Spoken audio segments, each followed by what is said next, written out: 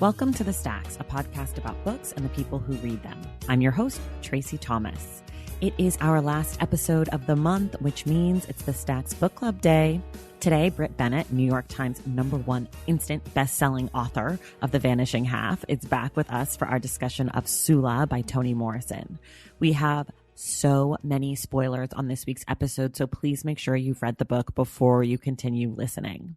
As a reminder, everything we've discussed today on the show can be found in the link in the show notes. I want to take a moment right here to thank some of the newest members of the Stacks Pack over on Patreon. Those are folks who contribute a little something to the Stacks each month to keep the show up and running. They earn perks like our virtual book club and shout outs on the show. They also have my unending gratitude because without them, there would be no The Stacks. If you want to join the Stacks Pack, head over to patreon.com/thestacks. This week, I am saying an extra big thank you to Susan Cohen, Nicole Conlon, Lindsay Peterson, Kimiko Mainprize, Shelby Williamson, Michael Payton, Caitlin Fitzpatrick, Aaron Durst, Samantha Deely, Tom Moriarty, Callie Cummings, and Lauren Jones. Thank you all so much. Be sure to listen all the way to the end of today's episode to hear what our book club selection is for September. All right, let's dive into our spoiler-filled book club conversation of Sula by Toni Morrison with our guest, Brit Bennett. All right, you guys, I am back again today with the wonderful Brit Bennett. Brit, welcome back to the Stacks. Hey, thanks for having me again. I'm so excited. Stacks Book Club. It is our Toni Morrison episode. We've done The Bluest Eye. We've done Beloved. And now here we are. We're doing Sula today. For those of you who have not read the book, let me say this very clearly to you so I don't get nasty DMs. We are spoiling the book. We're going to talk about all the characters. We're going to talk about all the plot points. We're going to talk about the ending. We're going to ruin the whole book for you. So if you haven't read the book yet, pause this episode, go read it. It's 174 pages. It goes by so fast. It's incredible. And then come back and listen. Brit and I will be here waiting for you to spoil everything. So, Brit, we always start here. What did you think of Sula? Well, first, I guess we should start with, had you read Sula before this? And then also, what do you think of the book? Yeah, so I had read Sula before years ago. So I hadn't revisited it since then. And I think the biggest surprise, I guess, in me revisiting it was just truly how gruesome this book is. There were so many. I think the moment that I remembered most vividly is Sula cutting off the tip of her finger. That was the gruesome. That was the gruesome moment that I remembered when I thought about, and really that was the moment, the image that I remembered the most of the whole book. But I forgot about all of these other images of people burning and people being set on fire and people jumping out of windows and bleeding. And there's that image in the very beginning of on the battlefield of, a soldier getting his head shot off and the body continuing to run as the head has exploded everywhere. And truly, I remember I saw I think a tweet that was describing Toni Morrison as goth. And I'm like, it's true, there is something. I think we often associate her work with being super natural, and I think that is true. But I also think there is an element of just kind of horror in a lot of her work. And this book certainly has a lot of sort of gruesome moments and gruesome images. So I don't know why it was that Sula cutting off the fingertip was the one that impressed upon me the most. But that was, I think, the most surprising thing about revisiting the book was just all of these other moments of sort of gruesome sort of violence or gruesome suffering that I had, I guess, repressed over the years. Right. The fingertip moment stuck with you because that is Sula, you a bad bitch, girl. Woo, don't fuck with Sula. That moment is chilling and amazing. Yeah. So this is my first read of Sula. I'd never read Toni Morrison before I started this podcast. So every time we do an episode, it's my first read of the book, which has been kind of fun, to talk to other people who have read it and who have, multiple levels of feelings about it. But so far, as my third Toni Morrison read, it is my favorite. I thought this book was incredible. I just felt like from the beginning, from the introduction of the bottom all the way through the last sentences, I was all in. I was never confused in a way that I was confused when I read both The Bluest Eye and Beloved. more the ending of The Bluest Eye, but Beloved, I was like, I have no fucking clue what's going on. Like, truly, I kept being like, am I missing pages? Like, I didn't understand it. Since doing the book on the podcast, I figured out that I actually was understanding it, but it's just more confusing. It's less straightforward.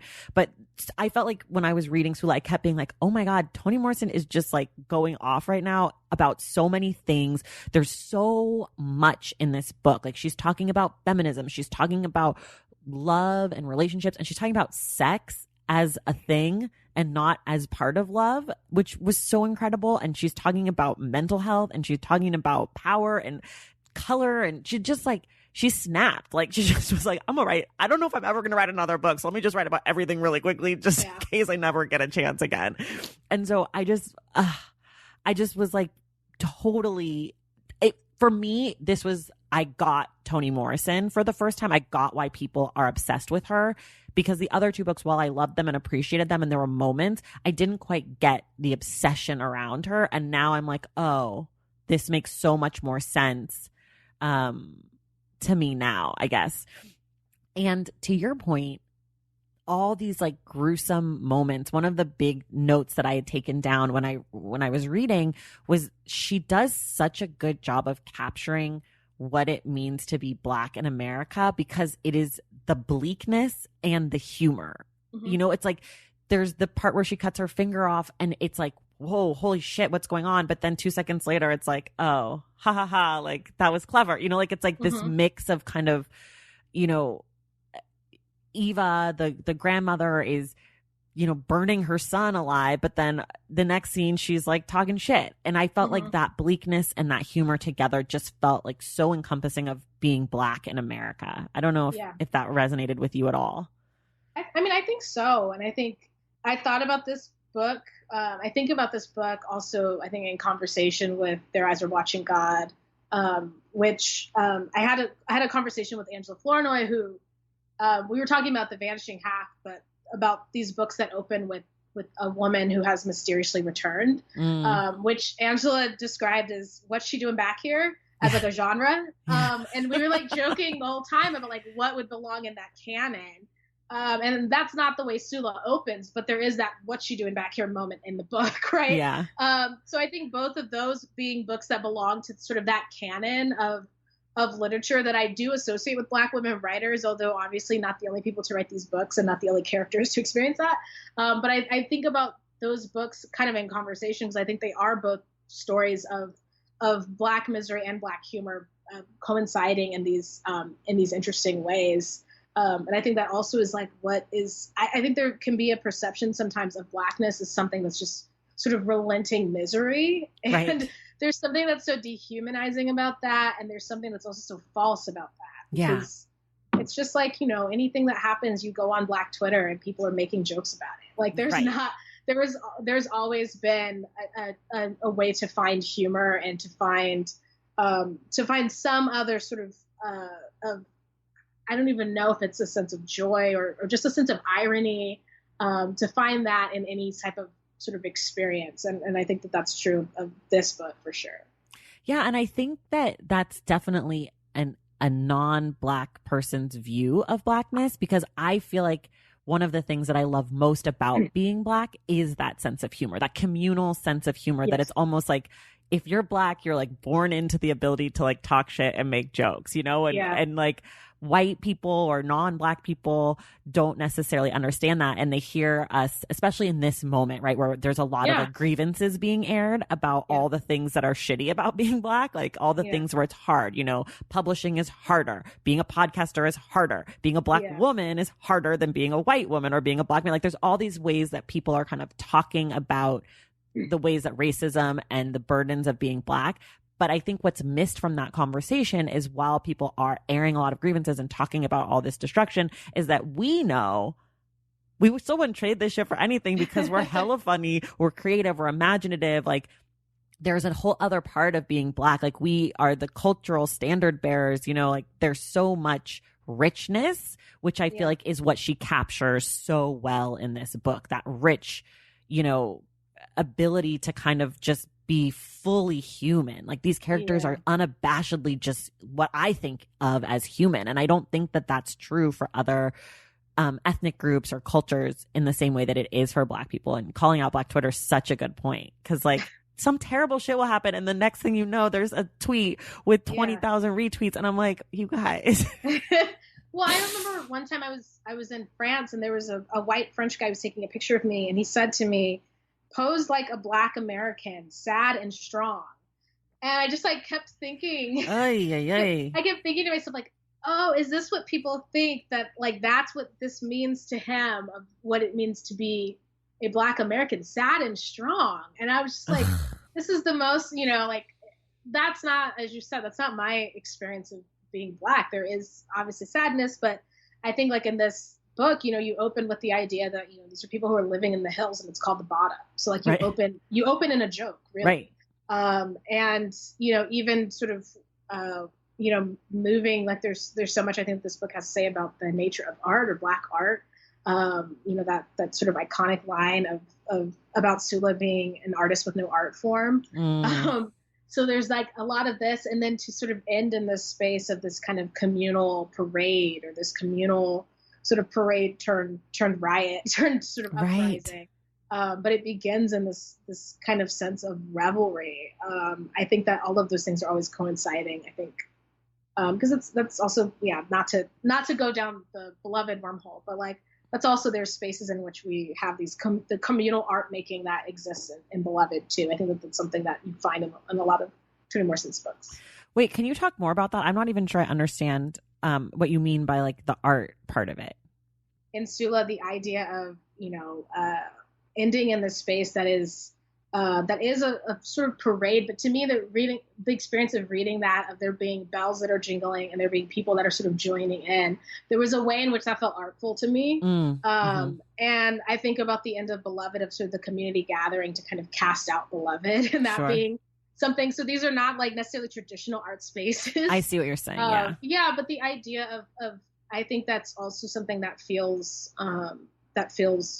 and not to like essentialize Blackness or whatever, but to me that is something that feels like a part of Black culture, of art being communal, the idea of art being something that that you make with other people. And these are forms that are not people, it's not a concert that's happening, it's not anything traditionally artistic in that way, but it feels like the people are coming together to make art out of sorrow, and that's where we land kind of in both books. Right.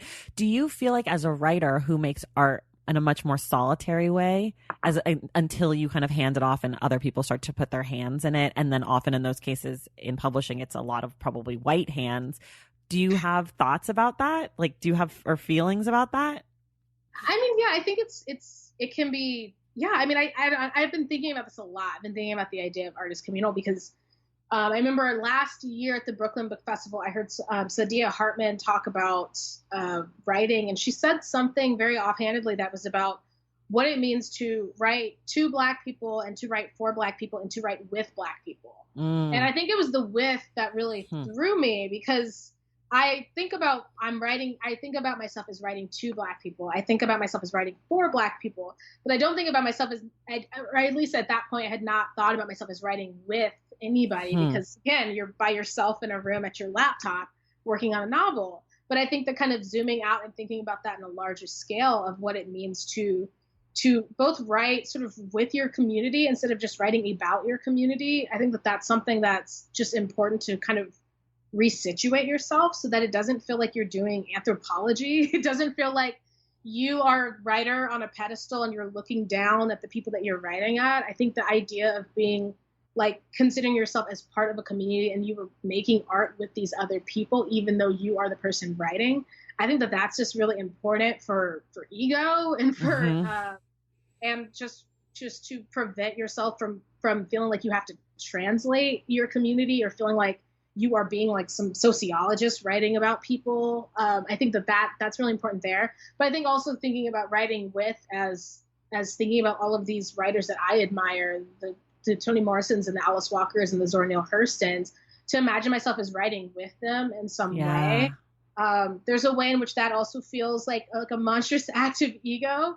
But there's also, I think, a way in which it feels like, I think, like I said, there's, I think I'm always paying homage to a lot of these writers in different ways. I think The Vanishing Half begins with this, woman who's mysteriously returned. And I always thought of that as a nod to Their Eyes Were Watching God. And again, with the Sula cutting off the tip of her finger, there's a moment in The Vanishing Half where somebody cuts their finger.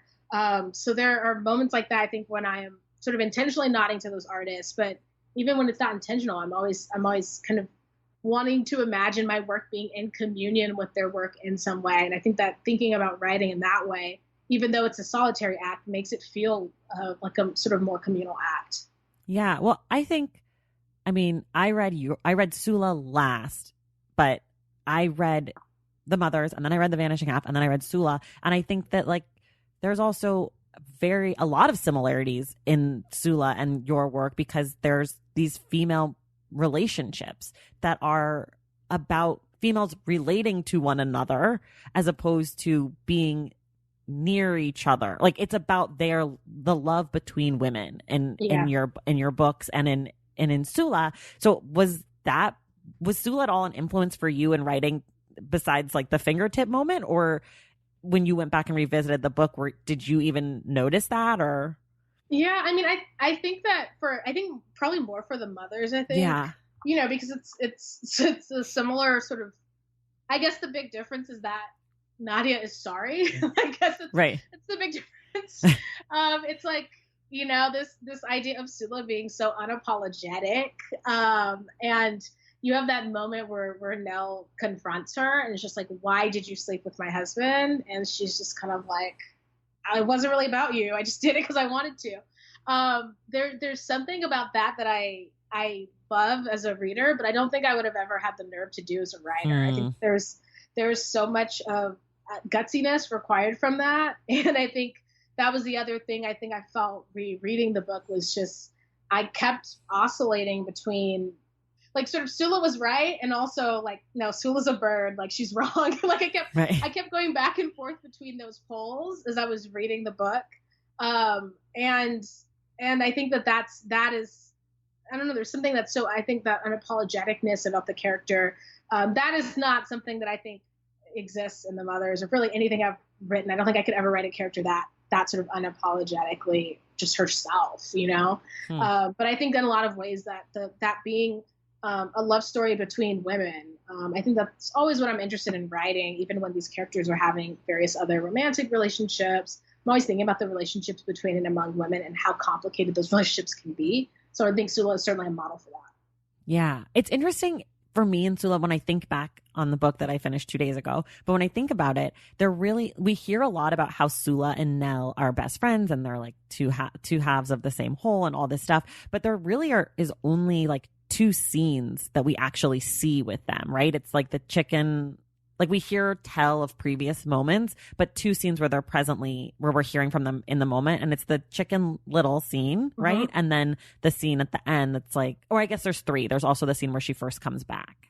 Mm-hmm.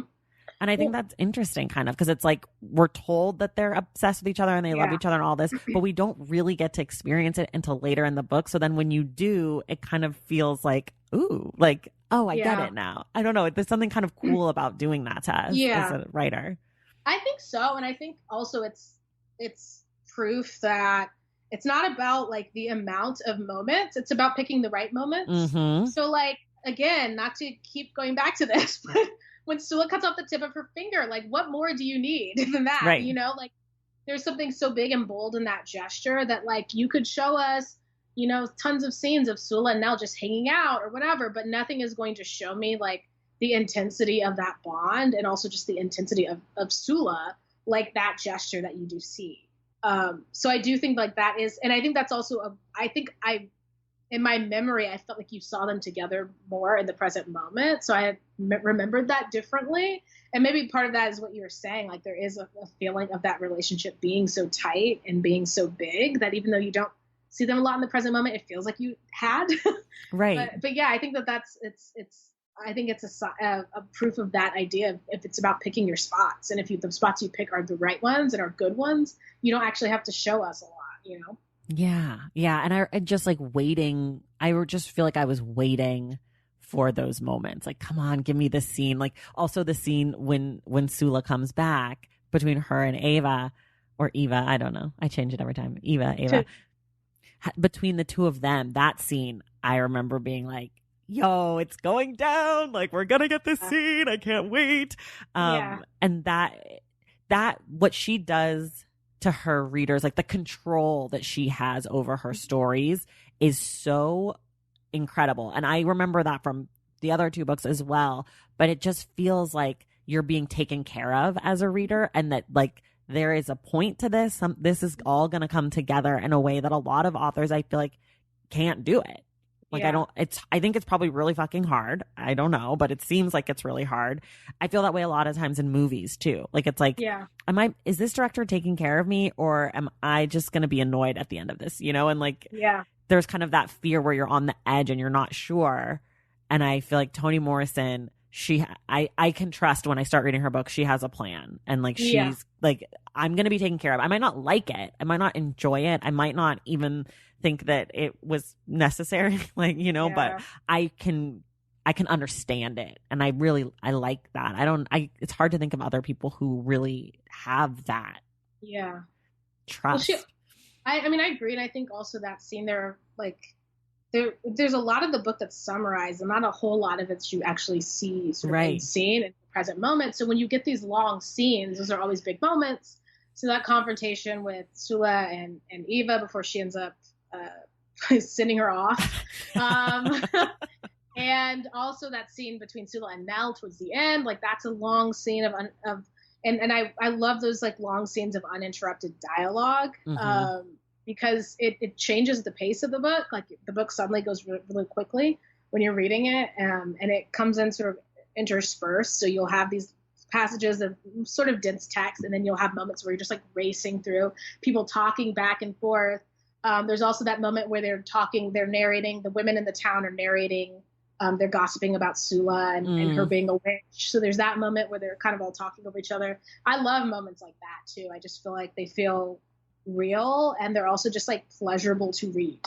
Yeah, I love dialogue. I do. I know some people hate it. I'm here for the dialogue. People who hate the dialogue. That's like the best part. A lot of people don't like it. I've also heard a lot of writers don't like to write it. Also, I've heard that. It's hard to write. Yeah, I think it's hard to write because it rings false. Like if you read a sentence, I think that's like a description. If I describe this room, maybe you would be like, the description is kind of boring or something. But if I had dialogue, you'd be like, people don't talk like that. You know, like there's like an innate like sink or swim. I guess sink or swim is the phrase. I'm like not remembering the idiom, but like there's a sense of like either dialogue. If you do it well, people kind of don't notice it. Sure. And if you do it poorly, then it's the only thing that people can think about. So It's hard. I think it's hard, but I think her dialogue is so good because it's funny. It's often very funny. And I love that scene where all of these women are kind of I mean, that's a thing that I was trying to do in The Mothers, of like these women gathering and they're kind of talking over each other and they're kind of interrupting each other, and you don't really know who's talking, like that sense of being like in a crowded group of women that are all like worked up about something. I think I think she represents that well in this book. Right. And that humor always is coming back in this story. Like no matter how dark and twisty it gets, there's humor a few paragraphs later at the most, you know, like there's always something to kind of relieve that tension, which it again to me just feels so Black. Like I don't know another way to describe it, but like it just feels like the experience of being Black is like that shift back to the humor and that shift away from the darkness. I agree. And I also like what you said about it relieving the tension, because I think that's also really important. I think that's like an undervalued kind of role of humor in fiction, because there is something about like if you're just reading something that's so relentlessly bleak, right, there's a way that as a reader that you just kind of become used to it, you know, like it doesn't, like these moments of watching, for example, somebody catch on fire is not as stark as if that moment is punctuated with humor, or that book is surrounded by things that are lighter, or that things that are funny, or the things that are strange, you know, the Deweys, like all of these things that are just so strange and kind of funny and odd. Those moments, if the whole book was just sort of that relentless bleakness, those moments wouldn't hit the same way that they do, because there is that moment And I think that's what humor does when anything, you're watching a movie or something and you laugh. It's kind of what the jump scare does in a scary movie, like you jump and then you're kind of laughing a little bit and you relax. So I do think that that's something that the humor does in this book, that like it does that really well. Yeah, it helps the book along for sure. It makes you want to keep reading. I feel like after, the the mother sets her son on fire, and then the daughter it's like, I don't know if I could do any more fires. Like, I definitely looked at the page number and I was like, who else is burning? I was like, who, like, because by the time Hannah goes up in flames, Chicken Little's also dead, right? It's Plum and then Chicken Little, and then I was like, I don't know about this. But then I had a moment. Do you know the movie The Good Son? It was Macaulay Culkin. This is is he like evil? Yes, he's an evil child. It's him, and then who was that? Elijah Wood, is that his name? The boy who is also in like. This is not my strong suit. The boy who was he was a hobbit. Yes. At Hobbletown or whatever. They're like adopted brothers, and one of them is Elijah Wood is like good, and then Macaulay Culkin is like secretly evil. And I kept being like, oh my God, this movie must be based on Sula because I didn't know where it was going. And I was like, oh, we're going to find out that Sula is like a murderer or something, like on purpose. But it didn't go that way. But I definitely had a Macaulay Culkin moment of like, oh my God, The Good Son. I want to say Joan Cusack is like the mom or something. I don't know. It's a super 90s movie. We're about the same age, so maybe, but you're slightly younger than me, so you might have been slightly too young for it because my older brother was really into it and he's 5 years older than me. So I feel like maybe, I don't know. Anyways, The Good Son is very scary. The ending is great. It's very climactic. Has nothing to do with Sula besides an evil child, but I'm here for it. Valentine's Day is upon us, and I've got love on the brain. Love for books. Duh, of course. Hello. Did you forget what podcast you're listening to? I love bringing you all great reads, exclusive author interviews, and behind the scenes book gossip. But I can only do that with your support over on Patreon and Substack. Our Stacks Patreon community, also known as the Stacks Pack, is where you can go for book club meetups, a private, very active Discord, and a year-long mega reading challenge to help you achieve all your reading goals. Plus, you also get that monthly bonus episode. Now, over on the Substack, you can subscribe to my newsletter, Unstacked, where I keep the book conversations going. I also give you a healthy dose of sports and pop culture, definitely some hot takes happening over there. And again, that bonus episode. If you don't have a few dollars to spare, don't worry. There are free options on the Substack and the Patreon to get you a little extra Stacks magic. Making this podcast is a total team effort, and by supporting my Patreon and my Substack, you allow me to support my amazing team that makes the show possible every single week. So if you or your friends are looking to meet other book lovers and support this indie podcast, come hang out with me on Patreon, Substack, or both. I would love to have you. And since we're talking about love, you can gift subscriptions to the Patreon and the Substack for that special reader in your life. For the Stacks Pack, head to patreon.com/thestacks. And for the newsletter, head to tracythomas.substack.com. And also, there are links to both in the show notes. Okay, see you in the Stacks. I do want to talk about I don't know. I think if people read this book or read about this book, the thing that comes up the most, at least from my research, as well as like that this is sort of a feminist text. And I'm curious what you think about that and what you think she was maybe trying to do with that in this book. Yeah. I mean, I think it is a feminist text. And I think a lot of this book, I think one, it's about all these sort of limited avenues available for particularly Black women, so you have Nell, who kind of does everything right. And she still is left, she's abandoned as this single mother. Her husband cheats on her. He leaves. He doesn't even send a birthday card for the kids. Right. And that sort of, you see her later as an older woman, and there's that that heartbreaking passage about how she kind of feebly tries to date, but she realizes like all of that is behind her, and that her sons, it's like her sons are kind of turning away from her and they're like looking at the sky or some like line like that. So like even her sons who she has loved will never love her in the way that she wants to be loved. So there's like that, there's that, and that's like the woman who has done everything that she is supposed to do is sort of, within this kind of, heterosexual family dynamic or whatever. Right. And she still comes up short, and then you have Hannah, who is somebody who kind of sleeps with whoever she wants, and with really no strings attached. Like she's not trying to enter a relationship with these people, but she just does what she wants. And, she ends up in flames. You have Eva, who ends up physically sacrificing her body in order to help provide for her family after her husband has run off on her. And then you have Sula, who is kind of does not want to really sacrifice anything, and also does not want to do the things that she is supposed to do, like Nell has done.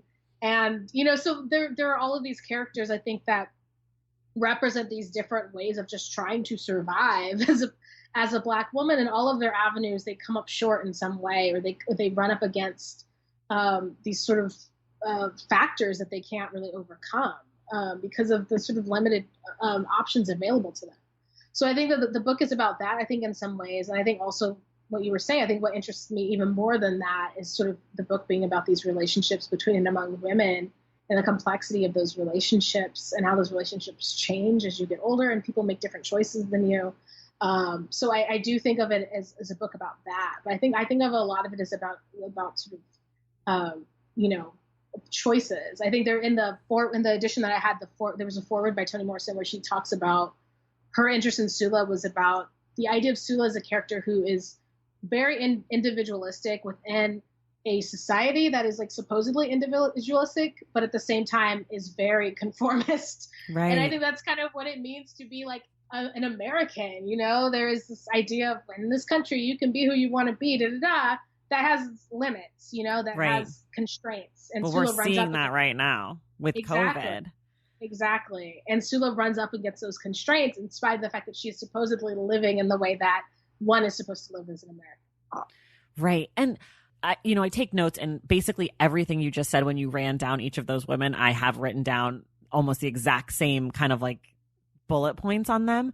But I think that hearing you say them out loud back to me sort of, it made me think about the ways in which these characters, if they were men, how differently they would be looked at by their audience in the book, even, right? Like a Sula type character, a person who's selfish and powerful and doesn't give a fuck and cuts off their fingertip to show how brave they are, and like all of these things, like that's a sexy dude, right? Like that is like what we think of, kind of in air quotes, but like that's the male character, that like braggart. That character is like the lead, that is played by Idris Elba, like.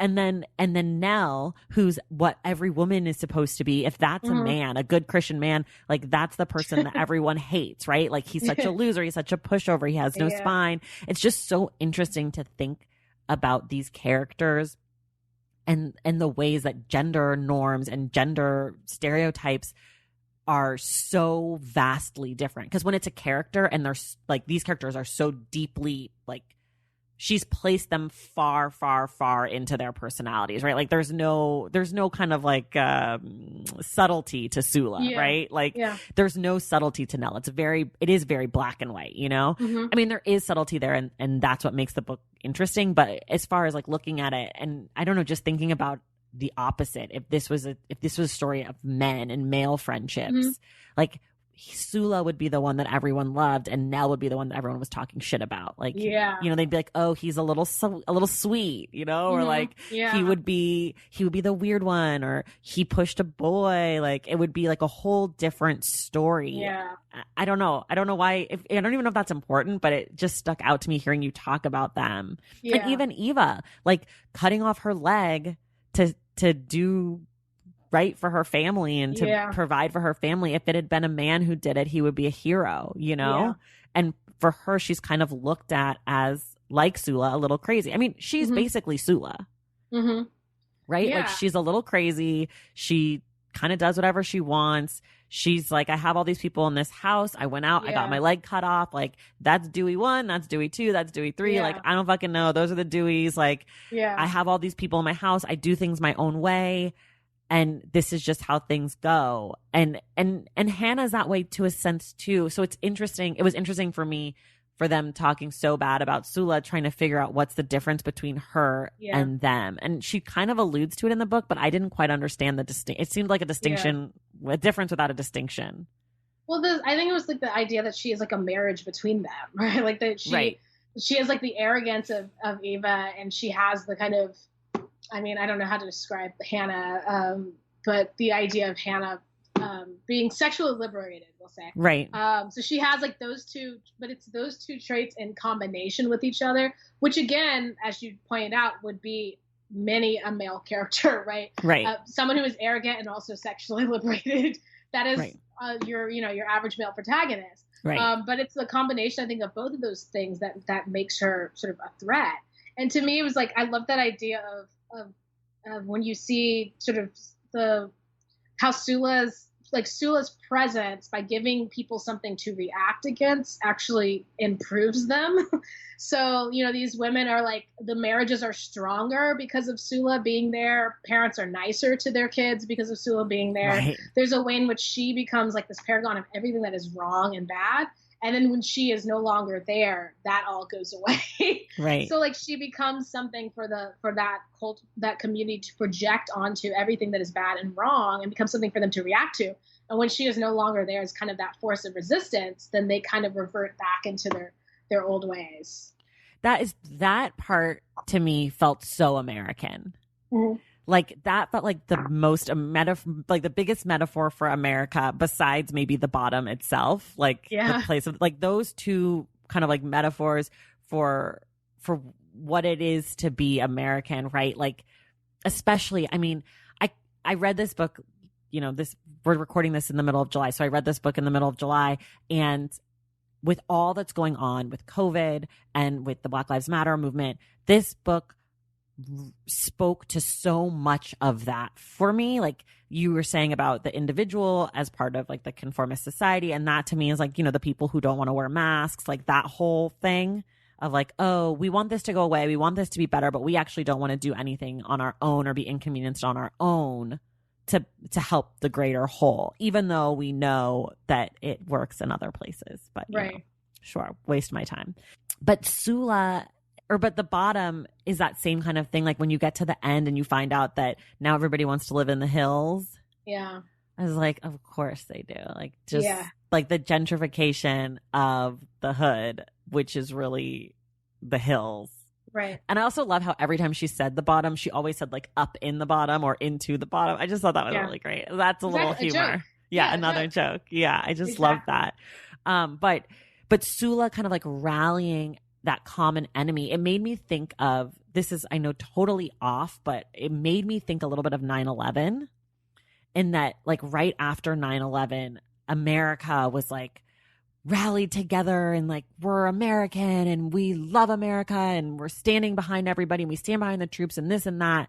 But like that part of it was also in relationship to our unabashed anti-Muslim rhetoric, right? Like it was like Sula is the metaphor for she's the common enemy. Yeah, right? She's the common enemy. And that's like so American. I feel like we're all, I mean, maybe it's human. I am American, so I can only speak to my experience, obviously, in America, but it just felt like so phony and so uncritical of what the situation was, right? Like there's no reflection, and it's all outward against her. And and we're seeing that right now in this Black Lives Matter moment of like, all of a sudden everybody is so pro-Black and like everybody is against racism. But it's like, well, you're not taking a moment to look at all the harmful shit you've done to Black people. And like, I don't necessarily subscribe. I know that there's a school of thought where Black people can be racist. I don't know if I subscribe to that or not, but there also is room for self-reflection from Black people about our own anti-Blackness, right? And like that in this moment, that isn't being done because it's being drowned out by white people's like we talked about last week, learning about race, you know? And it's just like, Sula just feels like such a metaphor for all the things that are fucked up about the ways in which communities blame other people, other things. It's everyone else's fault, you know? Yeah. And as soon as that thing is gone or fixed, then it all crumbles, right? Like we're seeing with COVID, like as soon as people actually need healthcare that's not provided by their employers, this ship just falls apart. Yeah. I don't know that I would have understood that metaphor or if it was something that was intentional by Toni Morrison when she wrote the book. Obviously she couldn't have predicted this, but it's not like racism wasn't around then too, or systems weren't fucked up then too. But it's definitely, reading this in this moment felt like, holy shit, like why didn't we see this coming? And I know people did, but I don't know. There's a lot of thoughts and not a lot of questions or answers. Yeah. I mean, I agree with you. I think that, you know, I think it can be helpful, I think, as a writer to think about stories kind of swinging between values. And like in this book, like you can think of it as swinging between individualism and conformity. And like, where are characters oriented along those values, and when are they kind of swinging from one side to another? You know, so I think that even from the beginning, like when you're introduced to these women as girls and you're introduced to their households, and their houses are very different, you know, Nell's mother, you get this sense of her family and where she's come from and this sort of orderliness. And then you get Sula's family, and she grows up in this basically house of women almost, and also just people who are unrelated to each other because they live in this boarding house. You get that sense.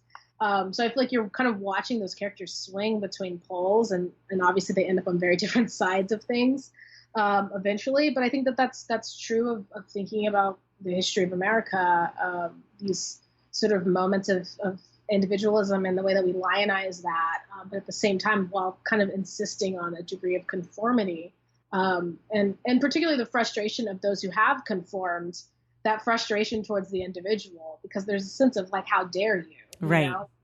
And I think it's true also of Beloved, the community judging the individual and thinking, how dare you? But again, like I said, both of those books have moments towards the end when the community comes together in some way. And I think that that's something that I feel like Toni Morrison was really concerned with, is sort of the individual, and also this in lots of novelists I think are interested. Like, I think most novelists are interested in, maybe not most, but I think a lot of us are interested in communities and where the individual fits in the community. But I think that that's a through line definitely between both of those books, of sort of fractured community judging the individual. In the case of Beloved, you have the community returning to kind of embrace the individual at the end. In the case of Sula, not so much. Right. All right, y'all, just reminding you about our good friends over at Libro FM. Libro FM is an audiobook platform that allows you to buy your books directly from your favorite independent bookstore. Joining Libro FM is about more than just books. It's about being an active member in your community, even when you're shopping online. Libro FM makes it super easy for you to get started with an offer for brand new listeners of 2 audiobooks for the price of 1 when you use the code THESTACKS at checkout. So next time you're thinking of buying an audiobook, head to Libro.fm, use the code THESTACKS at checkout, and rest easy knowing your favorite bookseller will thank you. Let's talk about the final National Suicide Day parade. Yeah. That's a hell of a scene. Yeah, it is. Holy shit, that scene was so good. Oh my God. So basically what happens is Shadrach, who's kind of a PTSD /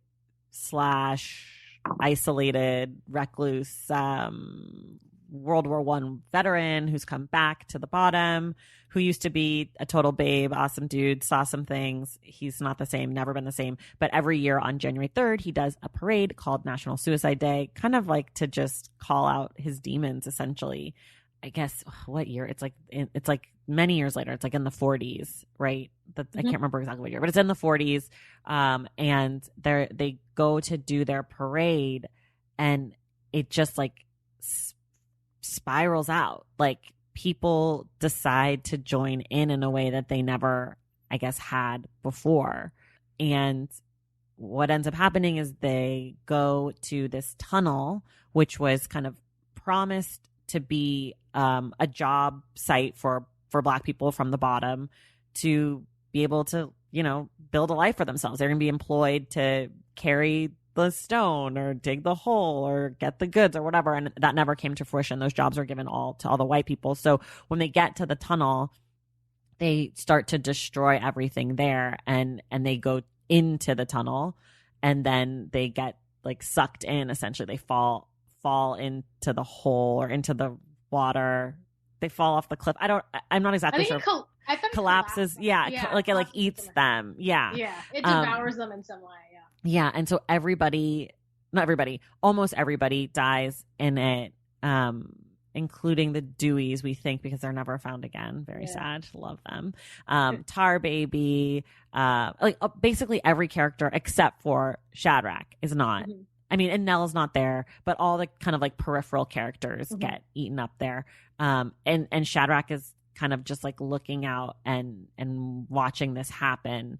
And again, what stuck out to me about that scene in this moment is it was so reminiscent of those first few days of protests right after the George Floyd murder, right? Like you're seeing, because the people in the book kind of get whipped up into this frenzy. Like it starts as this regular parade for National Suicide Day, and it turns into kind of like an uprising or a riot or whatever you will call it, about this anger and this hurt for, lies that they were told, or things that are so understandable and feel like could have been 2020, And as I was reading the scene, I was like, oh my God, I get this. And I took a note of being like, Black Lives Matter. Like I take little notes. And then as I finished the scene, I was like, oh, fuck, man, what's Toni trying to tell us right now? Like it hurt me. Like I was excited for them to have this moment of rage, right? And like of this moment of destruction and like taking back something of what they thought they were owed. And then to see that it didn't work out that way. Like it was still a disappointment. It was hard. It made me sad. Yeah. I mean, I felt the same. I thought there was interesting stuff about labor in the book, because I think it's Nell's husband who wanted to work building that road. And like, I think that was Ajax. Yeah. There was that line about wanting to be able to be like, my sweat is on that road that you're walking on. And this idea of, which again, like I keep connecting it all back to art, but it's true. Like the idea of creating something that is lasting, that you can point people to and say, I made this. Right. The idea that that's not what happens if you are somebody who is cleaning a house, if you're somebody who is, in the job that he, I think, eventually has, where he's working at the restaurant, and he thinks of that as degraded, and the implication is feminized work. Right. So there's like this way in which that's degraded in his mind because it's more feminine. He's wearing these black patent leather shoes. He's not holding a shovel. That's real men's labor, So there's that gendered kind of reading of it. But I think there's also this sense of like, that's not something that you can point to in the way that you can point to a road. So that being something that people want, it's not just about the job itself. It's about wanting to make something that is lasting in the place where you live. And it feels like such a meager desire that people want. But at the same time, it's something that becomes so impossible because, as you said, they're lied to. They're promised that these jobs are coming, and then those jobs are given to white immigrants. Like the lowest jobs are given to the immigrants. So there's that sense of that as a betrayal. And I think also just the idea of these being tunnels and roads, which are things about trade and commerce, but also about traveling and also about communicating and also these kind of avenues of going from one place to another, that being the thing that is ultimately denied them and also ultimately destroyed. So I think there's always this kind of topsy-turviness of the book from when you were first introduced to the bottom being a place that is up high. You're kind of introduced in that topsy-turviness, but that being some place where you land at the end of this sort of destruction. And then when you get to kind of the coda of the book, it's like, well, now these are golf courses, Right. So you truly end up in a very different place and which is where you cycle back to the beginning. That's where you open. But there's something about that kind of, I don't know, it's almost like a wave to me, like the structure of the book. It's not quite cyclical, but there's like a waviness to it. It's not a circle, but there is that kind of up and downness, which maybe is kind of the bottom being in the hills and then the valley and all that stuff. I don't know. There's Right. that sense of that when I think about this book. Yeah, it's like I'm doing with my fingers, but it's kind of like that like loop-de-loop roller coaster Yes. where it like goes and it kind of circles back, but then it keeps Yes. moving forward. Yeah. You land at a different place than when you began. So I don't think that you can really make a circle of it, but I think like, yeah, there's that up and downness and that feeling, which honestly feels kind of accurate representation of like the shape of being just a person. Yeah, just being alive. Yeah, just like, being alive. that there's these it's like waves. Yeah. Like it's the same movement, but it moves in a direction. Like it doesn't, you can never go back. Yeah, no, I agree. And what you're saying about like the labor and like wanting to create something and to have your sweat be a part of something. It's like the reason people put their hands in asphalt when it's drying, you know, like it's like, oh, I was here. Exactly. And I think with Ajax, he also talks about like wanting, or Jude, I can't remember. I think it's Ajax, but maybe it's Jude. I don't know. They're also like the same person, which is kind of great. Right? I love when the men characters are like how women characters so often are portrayed, where it's like, who can tell the difference? But they talk about wanting to have a real income to be able to like make a life, right? Yeah. Like I think that is one of the things about work, like the dignity of work that we so often hear people talk about. It's like, sure, free things are great. Who doesn't love a free thing? But to have your life, to not have earned anything in your life, or to feel like you've done something and been able to build a life off of the things that you've done, I think that really speaks to the dream of the tunnel, or the promise of the tunnel. I think also the other, like, I don't know, I think the way that Toni Morrison writes men is really interesting. But I think the line that I love is, I think Ajax, where he's like, aside from his mother, he had never met an interesting woman in his life. And I'm just like, yes, I feel like that there are so many men I know. So many men. Like, like that right there, like distilled so many men that I've encountered in my life just perfectly. That idea. And it's like, yeah, he likes thinking about airplanes and his mom. And that's kind of, you know, those are his interests. And and the idea that is like the person who is most kind of intellectually fitted to suit Sula is also kind of sad and like depressing to think about. Like that is her kind of intellectual equal that she's able to encounter in the book. But at the same time, like we said, we're talking about there being limited avenues here. And even in that way, Ajax obviously is someone who comes up very short. Yeah. Oh my, you're so right. Wait, so you posted something on Instagram this morning about the book. Can you talk about it, or are you actually going to write that essay? Oh, no, I'm not going to. No, I was telling a friend, my friend Derek Austin, who's a really great poet. I was just talking about rereading Sula and thinking about, I think how often Toni Morrison is writing about the clownery of heterosexuality. And just like, I think this book like perfectly encapsulates that. I mean, part of it was just speaking about this man that she sees who's never met an interesting woman. There's always tension in the heart of these like straight relationships that she is writing about. There's always these like power dynamics, and that's not to say that none of these dynamics exist in other types of relationships at all. But there's something about like the men and women that are in relationships in her books. There's always like a little bit of just spite. There's always a little bit of like hatred almost. There's always a little bit of some type of sort of power and like some type of like there. I mean, especially in this book, like every relationship is doomed. Right. There is just a foolishness and a futility of it that feels, you know, that feels like apt in a way for me. And maybe this is me just being really cynical. But I was reading it, and like all of those sections where Sula is thinking about sex and the fact that to her there's no like emotional weight to it. There's not even anything really sacred to it. Like her kind of her feeling about sex in that way. And also just like particularly that dynamic with her and Ajax, and just the like, what does it mean to be in these relationships that are supposed to be so close and intimate, but there's always some spite at the center of it, and there's always this power dynamic and this power imbalance that everybody is aware of, but also is like continuing to engage in it. And that just to me spoke to the clownery of it all. So I was mostly just joking with my friend, but I think that Sula is, you know, I think that in Beloved, there's that relationship with Paul D and Setha, which is clownish at times, but I think ends up being really good. Yeah. There's that line that Paul D tells Seth at the end where he's like, "You're a friend of my mind." And that's a line I just think about all the time. So there's a way that I think we landed a good place in that straight relationship. But I think certainly in Sula, it's just every relationship is just clownery, and there's a futility of it that is, I think, maybe cynical, but also does not feel inaccurate, I guess, to me. Well, and also between Sula and Nell, their love for one another, by the time we get to the very, very end, like that was really the romantic relationship, right? Like 100%. Maybe wasn't sexual, but it was, that was the true love. Yeah. That was the true love, the meeting of two souls, the meeting of two equal parts. Yeah.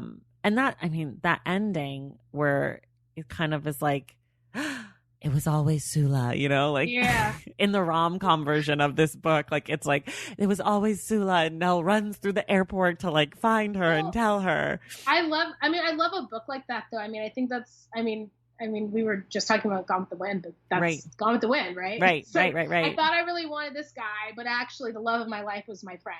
Right. I think there's a way in which I love a story like that, and I think often, like, whenever I see there's a way in which stories about women that are fighting over a man feel very trite and like we've been there, done that.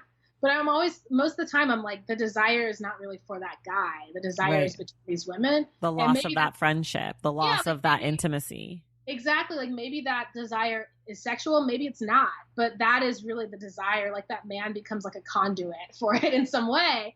And I feel like in this book that felt true of like, yeah, really it's the intimacy of this friendship. And that intimacy really, like the moment that intimacy is kind of broken is when Nell gets married, right? That's when Sula disappears. Right. And we don't see her for 10 years. It's because Nell has entered this relationship with this man that is supposed to be the sort of most intimate relationship of her life. Right. And that's the moment in which the friendship is broken in some way. And then it kind of is resuscitated when Sula returns. But I just I love the idea of that, which feels like, the idea of friendships being really important relationships for me in my life, and really intimate relationships for me in my life. And I feel like the idea of that in this book is something that feels like a really major kind of idea in the book. Right. And then Jude becomes the Sula of that relationship in the sense that Jude is the person that Nell thinks is the common enemy, right? And then it's not till later that she realizes that it was Sula, I don't know. Does that make sense? Jude is the Sula of that relationship. Maybe. Like the way that the townspeople blame Sula for all that's wrong. And then they they try to fix everything because of Sula. And so in Nell's mind, it was always Jude, but really Jude was like the red herring or whatever. I don't know what you call it. But anyways. Okay, we're running out of time and I'm obviously running out of steam, but but I do want to, I feel like we can't not talk about that Chicken Little moment where he's drowned, and then that way at the end when Eva's like, so you guys killed that boy, huh? Yeah. And like that moment gave me I was like, yes, we're getting it. I've been waiting to talk about this. And I don't know, it just was so good. I don't know what to say about it. I just felt like it was so good. Yeah. Well, I think also the thing that I was thinking about this book the second time, again, thinking about the idea of Sula as an artist is like what is, if we think about her as an artist, there's a way in which her watching, and later in that moment we see that scene you were talking about is when Eva talks about Nell, the difference between Nell seeing this happen and watching it and that being different. And the idea of the artist is somebody who's watching and not necessarily someone who is just seeing. Right. And I think about that moment where Chicken Little drowns, and the moment where Sula's mother is on fire, and that's Sula's interested. Yes, see Sula watching interested, which is what an artist does, right? Like that is horrifying to think about, but that is what the artist is doing, is like looking into moments that are horrifying with interest. So there's something about this is in my sort of more pro Sula moments, where these moments that are really horrifying to people because they seem to show her being, evil, or her lacking empathy or something like that, or maybe not that at all. There's something about being able to look into the horrifying thing that is what an artist does. Right. So that was like one of my feelings about it. But just like on a craft level, I mean, the idea of these two girls bonding through this thing that they think is a shared secret, which is actually not a secret between the two of them. But bonding over that, and Nell being able to, I love that Toni Morrison, I love that is kind of where we kind of twist at the end. It's not like a plot twist or like a reveal, but the idea that Nell is like, when I was first reading, I never thought about like, what was Nell thinking and feeling in that moment? You know, Right. It's all so much on Sula's like culpability or her inability to, react or whatever. It's also Sula focused. So to turn at that end and then not only force us to think about it, also force Nell to think about it. I thought that was a really great place to land. Yeah. And Toni Morrison writes that scene in a way that's so enjoyable. So it's easy to understand why it was sort of enjoyable for Nell. Like she makes it work for us because of all the kind of deaths in the book. It's the least gruesome. It's even though it's the most gruesome, right? Like it's like this child accidentally drowning in a river at the hands of these other children who are playing. But it is kind of like the most enjoyable death in the book. I think so. Yeah. It's like you said, it's a moment of play, there's a moment they're climbing that tree and he's like the little voice so excited to tell his brother how high up he went. And there is something that's so sweet and pure about that moment. So the fact that you land where you land. And you think he's going to fall off the tree and die, right? Like there's like that moment of like, I don't want to come down. And you're like, oh God, something bad's going to happen. And then it doesn't. And then they're playing. And then all of a sudden, that's what happens. Yeah. All of the deaths actually are so all of a sudden, it's like, you don't expect them at all. And then all of a sudden, like every single one, I had to be like, wait, except for Sula's. You kind of expect Sula's because she's like dying. But the way that they say like she looked like she was in the middle of a yawn. Yeah. Oh my God. The imagery in this book, the way, like it's so cinematic. Was it ever a movie? Do you know? I don't think it was. But I think it could be. I mean, I don't know. I don't know if you had feelings, if you've seen or have feelings about the Beloved movie. I never saw it. Yeah, I don't love it, but I think it's also a difficult movie to film because, like, there's so like particularly that part of Beloved where you're just like hearing Beloved's direct thoughts. Like, what do you do with that in a movie? That's like one of the most striking parts of the book to me. So there are things like that but I think for this, like, there are a lot of clear plot points that you could track for a film. But it still wouldn't cap. Like, I love reading representations of characters dying. I find that so fascinating because obviously none of us know what that's like, so everybody is just making it up as they go, and her being like, wait till I tell now, and that being like kind of so good. It's so good. Okay, we always talk about the cover and the title, but I feel like because there's so many printings of this book and so many covers, do you have the green, like, vintage one? Vintage Me too. One. It's so boring. I mean, it's fine. Like, it's great. It's a set, but there's not a lot to talk about there. So we won't really talk about it. I mean, shit. That's like the most anticlimactic ending of a podcast ever. Like, wow. Well, I guess, what do you think of the title of the book being Sula? I can't imagine it being anything else, but. Yeah. Well, I can't, but I also think another thing that was striking in my reread was how long it takes to get to Sula. Yes. Because she's the titular character, but you don't actually see Sula like chapters into this book. Right. That's so true. So there is a way in which her arrival is delayed, and that also causes you to anticipate it. You're like, who the hell is Sula? That's also true for The Bluest Eye. Yeah. And Beloved, right? Like Beloved. I mean, The Bluest Eye isn't obviously the title character, but the person to whom that is kind of attributed by the end is like the last person we meet. Yeah. Kind of in the book. So there's something, I guess, there. But also, like, if this book is Nell, well, there's a movie about a Nell, right? Isn't there a movie called Nell? I think there is. But it's just like, Toni Morrison is so good at naming people, and Sula is just such a delicious name. Definitely. No, nobody wants to read Nell, Yeah. And like, I think that there's also a way in which like introducing the most exciting character, like kind of her being refracted through these other characters that we have met. And like by the time we meet Sula, we've met a lot of interesting people. You know, it's not like we've met, Shadrach, we've met, I think Eva, we've met Hannah, I think, at that point. Like, we met Helene. Helene. We've met a lot of really fascinating people at that point. But I love that idea of delaying it and delaying her arrival, and us seeing the book before she arrives and seeing the community after she arrives. There's something very, I think, precise about that. And just so much of the book is not from her point of view. So once we are deeply in Sula's point of view, that also is something that's really enjoyable because we haven't spent a lot of time in her point of view. Yeah. Yeah. God, Toni Morrison is so good. I get it now. I didn't get it. I get it now. I'm ashamed. Have you read Song of Solomon? I haven't yet. Okay. I think that's probably the next one we'll do. Yeah, I think so. That's your favorite? Mm-hmm. A lot of people love that one. That's got the anti-hero, right? Yes, there's an anti-hero. Yep. I love an anti-hero.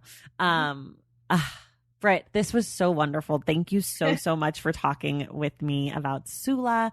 We didn't even plug your books really that much in this one, but just in case you guys have no idea who I'm talking to, you should go back and listen to Brit's first episode from the first week of August. But her books are The Mothers and The Vanishing Half. You can get both now. Not to just like be totally slurping Brit, but her book, The Vanishing Half, was a instant number one New York Times bestselling book, which talk your shit. That's amazing. Congratulations. We didn't even like really do that before, but I feel like it needs to be said. Thank you. I appreciate it. And thank you so much for being here. And everybody, we will see you in the stacks. Thank you all so much for listening, and thank you to Brit for being our guest. And a special thank you to Claire McGinnis for setting up this interview. Our book club pick for September is The Undocumented Americans by Carla Cornejo Villavicencio. We will be discussing the book on September 30th, and you'll need to tune in next Wednesday to find out who our guest is for that conversation. You can find everything we discussed today in the link in the show notes. And for more from The Stacks, follow us on social media at The Stacks Pod on Instagram, at The Stacks Pod _ on Twitter, and check out our website, thestackspodcast.com. And be sure to leave us a rating and a review wherever you get your podcasts. Our graphic designer is Robin McCrite, and our theme music is from Tegirigis. Will Sterling is our producer and sound editor, and The Stacks was created and produced by me, Tracy Thomas.